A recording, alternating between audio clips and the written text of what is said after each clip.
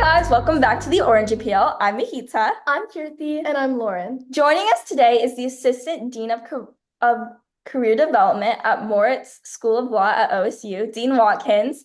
And this episode, we'll be discussing how to set yourself up for a successful career. Thank you so much for joining us. We are so excited to have you on our podcast. Could you tell us and your listeners a little bit about yourself? Yeah, absolutely. I am a double Buckeye myself. I went both to Ohio State for undergrad at the Fisher College of Business, and then I went there to Moritz for law school. I spent some years in corporate law because I liked business. I spent a lot of years raising children because I also liked my family. And then I came back to work about 15 years ago doing people development, and my goal was to help people accomplish what they wanted out of life. So I started at Community Refugee and Immigration Services, working with recently arrived refugees, helping them get their first jobs. And then I did immigration legal work at Vineyard Community Center. I had a lot of clients who had DACA, which is Deferred Action for Children of, I'm not sure what it actually stands for. It's a legal immigration document, though, for people who came to this country very, very young. And then I came back to Moritz in the career development capacity about 7.5 years ago. So again, helping law students now instead of refugees getting their first jobs out of law school. Yeah, that's really cool. So like you were saying with the refugees, that's how you kind of started. We noticed how you made a significant difference in your community through your work in resettling refugees. And we were wondering what insights you gained from that experience. Oh, wow. Number one insight, the way we do things in the United States is not the only way they can be done that is worthwhile and valid. I think I had the most amazing opportunity there because the program that I was in charge of, we had about 100 refugees on site daily learning English and some basic workplace skills. And so they were from a variety of countries where they'd been resettled from, and just culturally so very different than the United States. But to be immersed in their culture, even though I was in an agency in the United States, was just an experience that people don't often get to have here in the country. And I think it even changed probably how I parented my children, changed my view of family. And family is not only a blood relative, family is certainly a much more expansive definition. And I think I also learned to be more in the moment. They taught me so many things. That's great. That's so cool. Mhm. I think like one of the main things that really inspired me about that is like the culture aspect of it. I feel like Mhm. culture is so important to be educated about throughout everywhere. Mhm. I just have a quick question about that. Like, how Uh-huh. has culture impacted kind of like how you see things like career-wise? Like, how do you incorporate the things that you've learned from their culture now? I think I do it on a daily basis. For one thing, I think I try to be an ally in the United States for people who have been raised in a culture that is different than mine. And often that is done in the very small spaces where when you have a voice and can help somebody else understand that the difference that they're seeing might simply be one of culture. Whereas if you believe in, whatever your own culture is, you think of things in right and wrong. And if someone doesn't match your expectation, it's hard to understand. So I think I'm conscious of that really when I interact with anybody, both when I'm interacting with someone who has a background or culture different than my own, but also when I'm with people who share my own background, helping them understand others. That's really beautiful. And I think that's something that like especially like Americans like don't think about enough and don't pay as much attention to. Yeah. No. And I think too, Americans of a certain age, in my age group, I think our experiences, first of all, we predate internet. So I don't think we even had the opportunity to be exposed to so many other cultural differences. But I also don't think that I very much understand the concept of code switching and have had some other experiences. One where I was on the board of trustees for a historically Black university, and that was my opportunity, again, to be immersed in a culture there that is not my own, and to be very generously accepted into that, and to see people who were not code switching And then to realize that in a business setting, it might look very different when you're in a predominantly white institution. Yeah. And like you mentioned with the Board of Trustees at the Central State University, we were Mhm. wondering how students could utilize their leadership skills to solve problems in their community. Oh, wow. Huh. There's the there I think always I think of leadership, okay, both in big picture ways, kind of the macro, and then also in small picture ways, the micro. My own preference, quite honestly, is for the micro. I like to do those things that I can control and can be an impact in. And I think students can do that 100% daily. Kind of like I said, being a leader because you are a thought leader and you have your own beliefs about right and wrong, what is decent, what is human, what is kind, um, living that out, even in the face. It's not only true in high school, it's true later too. Sometimes people are mean. And, living out your truth in the face of all of that, I think is one small, the micro kind of way that someone exhibits leadership. And I think that even though a person doesn't see it right away, others are influenced by that and will come along with that thought process. On the macro side of things, you can be a leader by, again, student government, those more organized opportunities for what is kind of visible leadership, being president or, chairperson of something. And then I guess there's maybe one that's even a little bit in the middle, and that would be, I think, volunteering in a place where you are allowed to volunteer, doing something that is meaningful to you, not that just looks good on a resume, but that you're actually doing because you enjoy the work and you enjoy the people. So I'll tell you my example of that one. I I'm a lawyer, and there is a part of me that likes to give back legally, right? Because that's a skill that I have, and I have the ticket by being admitted to the bar that not everybody has. And so during the pandemic, I helped with eviction. A lot of people were experiencing that, so I went to legal aid and volunteered in an eviction court to help people there.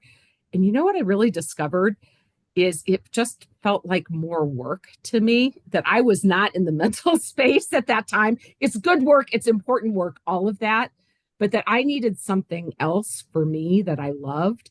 So I made a pivot and started volunteering at the zoo.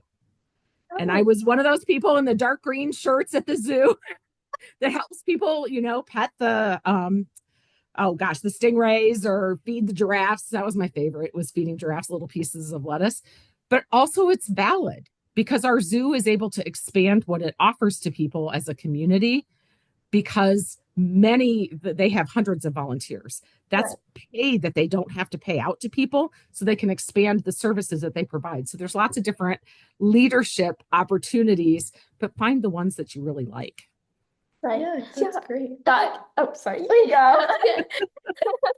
Um, so like throughout like your career, you've done a lot of like different things to make an impact and change people's lives genuinely. So I want to say like, did you want to do that from a young age, or like when did you discover that you really wanted to change people's lives? Oh, wow. That's a really good question. Um, no, I did not. I would not say that from a young age that was something that I set out to do. I think I did leadership sorts of things. I think my natural bent was sort of to be a leader. But I always looked at those kind of formal, especially in high school, those formal club sort of leadership opportunities. And I would say that was true even in undergrad. I was a more organization kind of person. I loved it. I was not doing it just for a resume. I loved it. I loved the camaraderie. I loved all of the things that we did.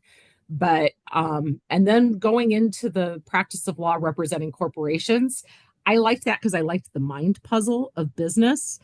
But honestly, the place where I really saw myself begin serving others was when I chose to stay home full time and raise children. I didn't hopefully, hopefully the world is not a perfect place, but hopefully if you choose that for yourself, will have more options available to make work and family work together. But in my particular career and where I was and the time and history that it was, that wasn't very, very viable for me. So I was at home full time and watching other people. It became very important to me to watch other people have opportunities that they wouldn't necessarily be able to create on their own. And I think then, especially when I went into the trustee work at Central State University, which is considered in Ohio a special population university because it provides access to people. So I learned a lot about people who might be Pell Grant recipients, which had not been my experience, but that how people who experience low income, how that affects everything that they do. And that was where those light bulbs really started to go off for me, both between raising a family and helping people accomplish what they want, but then starting to see some of the limitations that people experience throughout life because of whatever their, socioeconomic status might be or whatever other barriers they might face. I think that's where I really changed and wanted to become more of an advocate for those things for people.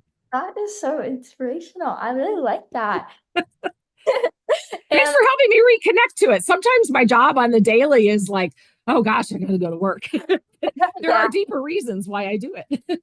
yes. And like also relating back to that, like I feel like helping people find opportunities is something that's like really challenging, especially to us as students. Like we're Uh-huh. always trying to like find out different opportunities that we can pursue. So like Mhm. what do you usually use as building blocks to help people who have like limits or like face or come from like lower income families that help build up their opportunities? Oh, that's a great question. And I would say I use my philosophy is the same regardless of who I'm working with. And that would be you take where you are today, and then it's a baby step to the next thing, right? Because otherwise, regardless of where you are and what experiences or what resources you have, thinking about this whole next thing is overwhelming and it can kind of cause paralysis, but you can get anywhere by taking the next step. And that's really the journey through life. And I think, especially working with law students, it's easy to forget that because law students are being empowered to just, take on the world, and they've got skills and they know how to think and they know how to talk, and they do. It's all wonderful. But then it becomes overwhelming because at the end of the day, you don't know really how to be a lawyer yet when you finish law school.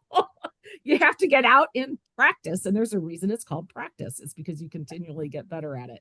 So I think I just apply that philosophy to whomever is in front of me, regardless of what they bring with them. What are some of the limitations that you were talking about earlier? Do you have like any examples that some people face? Yeah, I do. I actually learned this. I had a really great experience too. When I came back in the workforce, it was during the recession that was after 2008, 2011. So 2011 was the year where I was applying for jobs, and I wasn't applying for lawyer jobs. Like I said, I liked people development. I think some people had trouble understanding, number one, why a corporate lawyer wanted to do that. And number two, I had had a break from the workforce, right? So I ended up applying to be an AmeriCorps Vista, which is a government program called AmeriCorps. And spent 1 year at Chris as a Vista. And I learned a lot about people experiencing poverty through Mhm. that program. That I have never been wealthy, but I have always had enough and have not experienced poverty.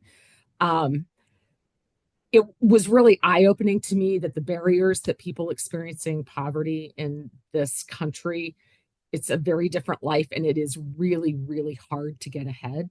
So examples of that I would see at Chris, especially with refugees who for a time by American standards would be experiencing poverty because they're just getting a small amount of support money until they're able to start working, right?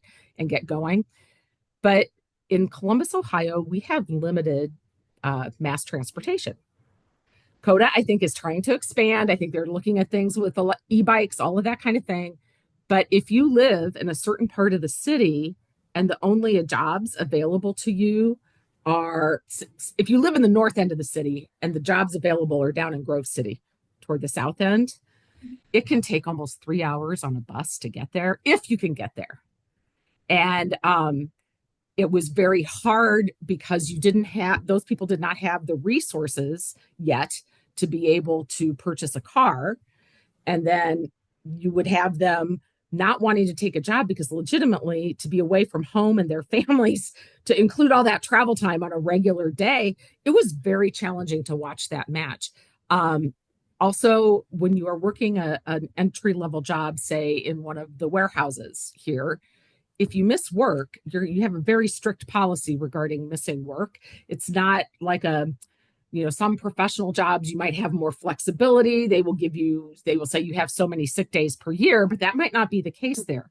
So if you had someone in your family get sick, you don't have the same childcare opportunities that other people might have.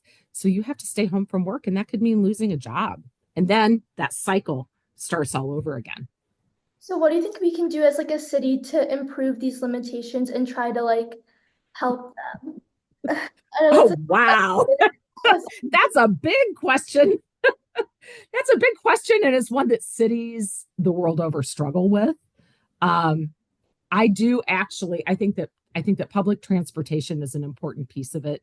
And I'm happy and I'm encouraged to see that CODA and the Mid-Ohio Regional Planning Commission have been working on that. Poverty is difficult, and I don't have answers for that. That's the big picture, that's the macro. So if you guys want to go into policy as, legislators or decision makers that way, you can address the macro. For me, I address the micro because that's something that I feel like I can help with. And so part of that is, even as a boss in my job, it is being understanding when someone has a family issue that they need to attend to. Sometimes it's just in the small things, right? Of again, human kindness within the parameters that you are given.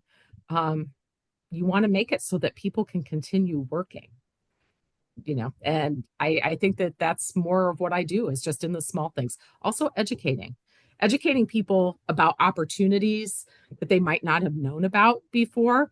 We have a number of students who come to law school who did not have lawyers in their family. That's pretty common. But also maybe they were the first person in their family to even go to undergrad. And so they've done well, they know what they're doing, they're academically solid, but there's a world that they haven't experienced yet. And so I try to help fill some of those gaps for them. That is so amazing. So basically our time is up, sadly. And that went fast. I just have one last question to wrap it all up. So basically, what do you think are some common mistakes students make when choosing their career paths? Oh, wow. One of them is looking for the bright, shiny object that seems fancy and seems like it will get them quickly to some fancy thing that they might want, or starting off on another path and they get distracted by the fancy, shiny thing.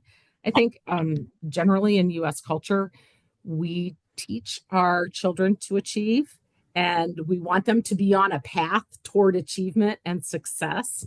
And sometimes people have things that they would like to accomplish in their life that are not necessarily on that path, but it can be really hard to detour off of that and follow your passion. So I think we do a lot of work in my office with what's called Strengths Finders. It's a kind of psychometric sort of test that you take, but it tells you what your strengths are and how you lead with different strengths. And we do that because we know that long-term wellness is best for people when they are doing a career that actually aligns with their strengths and their values. And I think that probably in choosing careers early on, a lot of people will get that distraction and will kind of stray away from those things. Right. Yeah, I agree, definitely. I feel like I've seen like a lot of people like try to get something that sounds like big and shiny. It's like, oh, in front of them. Yeah, or it's the hardest thing, or it's considered the best thing. Because if you've been able to do that so far, yeah, law school is filled with people like that. And I don't mean that as a negative. I was that person. I mean, yeah, it's all part of an achievement-oriented culture.